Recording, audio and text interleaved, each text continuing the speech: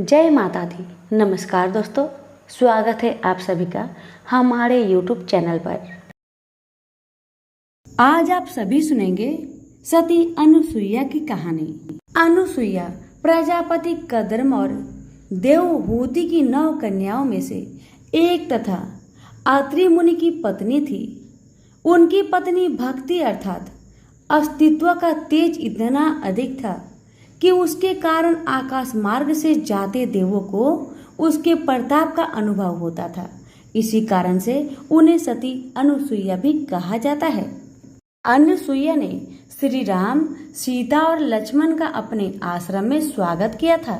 उन्होंने सीता को उपदेश दिया था और उन्हें अखंड सौभाग्य की एक औषधि भी दी थी। सतियों में उनकी गणना सबसे पहले होती है। कालिदास के शाकुंतलम में अनुसुईया की नाम शकुंतला की एक सखी भी कही गई है। अब सुनिए सती अनुसुईया की कहानी। एक बार महर्षि नारद भगवान शंकर, विष्णु और ब्रह्मा जी से मिलने स्वर्ग में गए, किंतु तीनों में से किसी से उनकी भेंट नहीं हो पाई।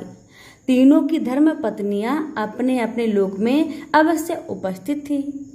भेंट के दौरान महर्षि नारद ने यह अनुभव किया कि इन तीनों को ही अपने पतिव्रता धर्म, शील एवं सद्गुणों पर बड़ा गर्व है। अतः उन्होंने एक के पास जाकर कहा, मैं अनुसुईया के विश्व भर का भ्रमण करता हूँ, किंतु अत्रि ऋषि की पत्नी समान पतिव्रत धर्म का पालन करने वाली शील एवं सद्गुण संपन्न स्त्री मैंने नहीं देखी, न ही सुनी। यह सुनकर पार्वती, लक्ष्मी और सावित्री को बड़ी ईर्ष्या हुई। अब वे तीनों व्याकुलता से अपनी पतियों के आने की प्रतीक्षा करने लगी। अपने अपने स्वामी के आगमन पर उन्होंने अपने पति से प्रार्थना किया कि वे सती अनुसुईया का पतिव्रत धर्म भंग करें। अर्धांगिनियों के कहने पर तीनों देवता इस हेतु राजी हो गए। अब वे तीनों एक साथ अत्रि ऋषि के आश्रम में इस कार्य हेतु पहुंच गए। पूर्णतः योजना बनाकर वे तीनों याचक के रूप में भिक्षा मांगने गए। जब अनुसुईया भिक्षा देने आई तो अतिथि सेवा में तत्पर अनुसुईया ने कहा, आप लोग गंगा स्नान करके आइए, तब तक मैं भोजन तैयार करती हूँ। स्नान के बाद अनुसुईया ने भोजन परोसा। तब तीनों देवता बोले कि जब तक तुम नग्न होकर भोजन नहीं परोसोगी तब तक हम भोजन नहीं करेंगे।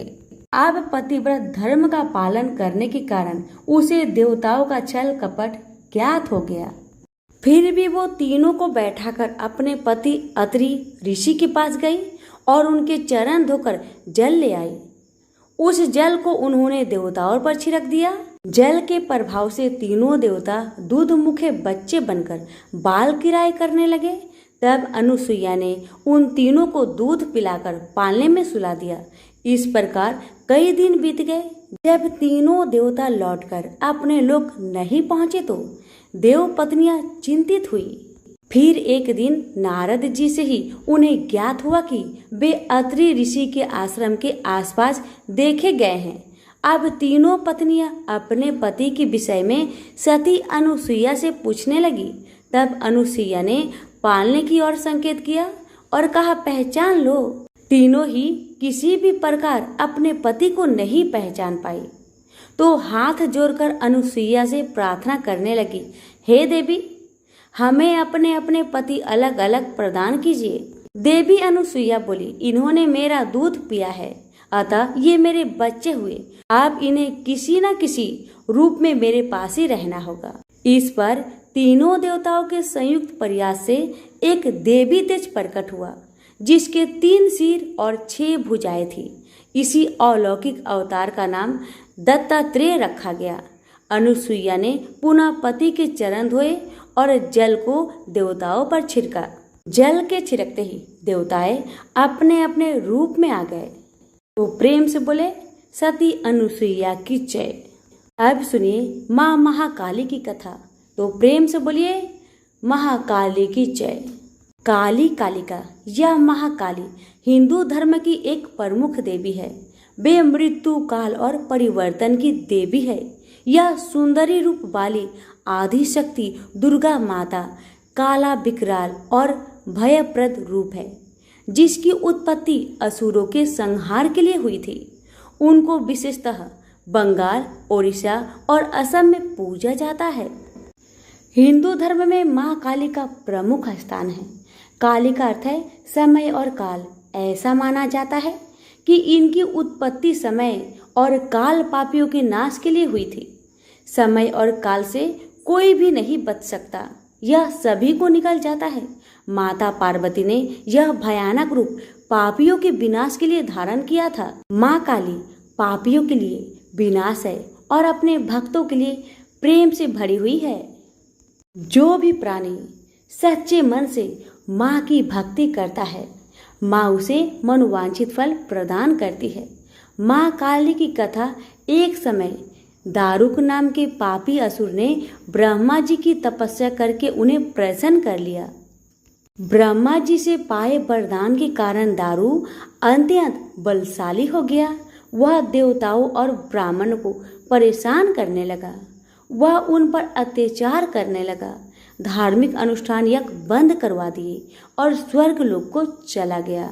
सभी देवता विचलित होकर ब्रह्मा जी और विष्णु जी के पास सहायता मांगने के लिए चले गए। ब्रह्मा जी ने बताया कि दारू का नाश सिर्फ स्त्री के हाथ से हो सकता है। सभी बड़े देवता भी उससे युद्ध में हार चुके थे।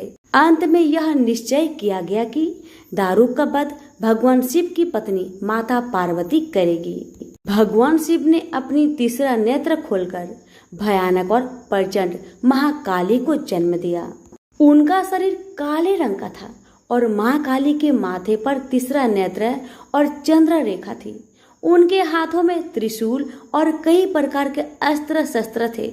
महाकाली के प्रचंड रूप को देखकर सभी देवता थर थर कांपने लगे और वहां से भागने लगे। युद्ध में दारुक महाकाली से पराजित हुआ और इस तरह उस दुष्ट का अंत हुआ। महाकाली के भयानक रूप से चारों तरफ अग्नि की भयानक लपटें उत्पन्न हो गई। महाकाली की क्रोध को सिर्फ भगवान शिव ही रोक सकते थे, इसलिए उन्होंने एक बालक का अवतार लिया। भगवान शिव शमशान पहुंचे और वहां बालक के रूप में लेटकर रोने लगे। छोटे बालक को देखकर महाकाली का क्रोध शांत हो गया। उनके हृदय में ममता भावना जागृत हो गई। उन्होंने शिव रूपी उस छोटे बालक को उठा लिया और अपने स्तनों से दूध पिलाने लगे। इस प्रकार से शिव जी ने उनके क्रोध को पी लिया। इस प्रकार महाकाली का भयानक और प्रचंड क्रोध शांत हुआ। उसके बाद महाकाली मूर्छित हो गई। उन्हें होश में लाने के लिए भगवान शिव ने तांडव नृत्य किया। होश में आने पर वह पुनः माता पार्वती के रूप में आ चुकी थी। माता पार्वती भगवान शिव का नृत्य देखकर नृत्य करने लगी, जिसके कारण उन्हें योगिनी के नाम से भी पुकारा जाता है। इसके अलावा महाकाली ने महिषासुर, चंडमुंड, रक्तपीज, शुभ निशुभ जैसे राक्षसों का वध किया। 10 महाविद्याओं में से महाकाली प्रथम महाविद्या है। तो सभी प्रेम से बोले महाकाली की जय हो।